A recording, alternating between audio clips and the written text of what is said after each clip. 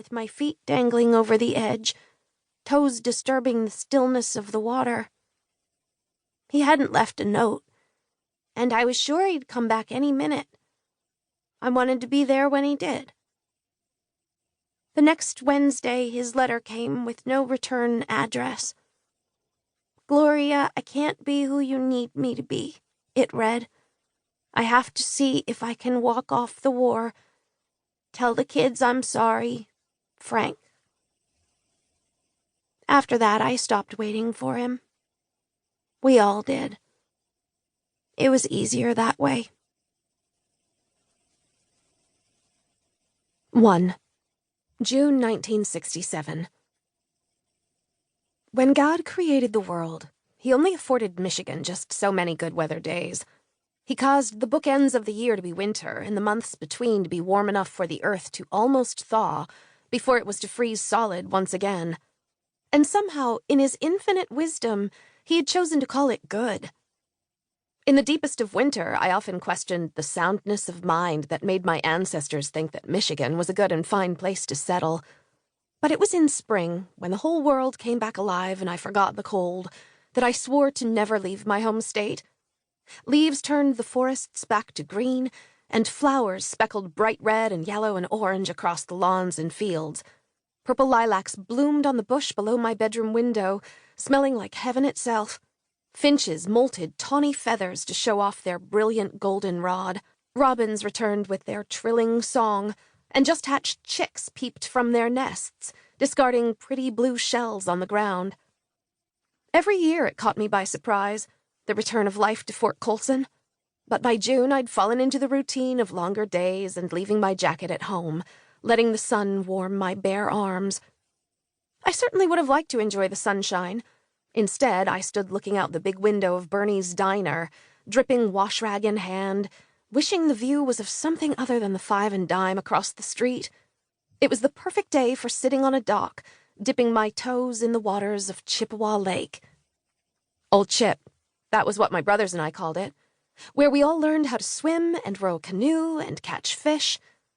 Growing up without Frank around hadn't been a walk in the park, but having a mother who was unafraid of getting muddy and hooking a worm on the line made it a little bit easier, especially for my brothers.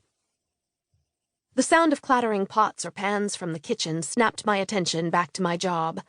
I wrung the extra water from my rag and scrubbed down the tabletops, wiping away the breakfast crumbs to make way for the lunch plates. A couple of girls I knew from high school walked along the sidewalk past the diner window, wearing mini dresses and bug-eyed sunglasses that seemed all the rage that year. Using my knuckle, I pushed up my plastic-framed glasses and hoped they wouldn't notice me. Bernie's dress code only allowed white button-up shirts and slacks, no jeans. On my own, I was a certifiable L7 square. The uniform didn't help matters at all. The girls looked in through the window. Sally Gaines with the perfectly coiffed auburn bouffant, and Caroline Mann with her diamond engagement ring sparkling in the sunshine. Sally's mouth broke into an impossibly perfect smile, and she waved, her fingers wiggling next to her face. I knew that it was not meant for me. As far as girls like Sally and Caroline were concerned, I was less than invisible. I didn't even exist. Turning, I saw my brother behind the counter, lowering a crate of freshly washed glasses to rest beside the Coca-Cola fountain. The glasses clinked together, but delicately, sounding just a little bit like chimes. "You have an admirer," I said, stepping away from the window. "Great," he said, thick sarcasm in his voice.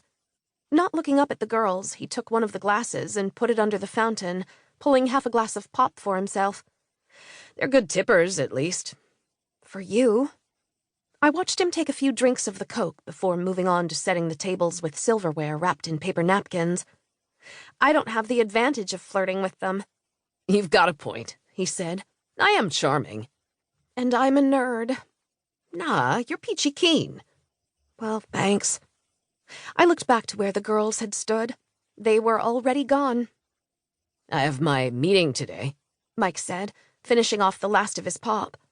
"The one I told you about?" "When?" "After lunch. Bernie told me I could leave a little early." "Did you tell him what it's about?" "No."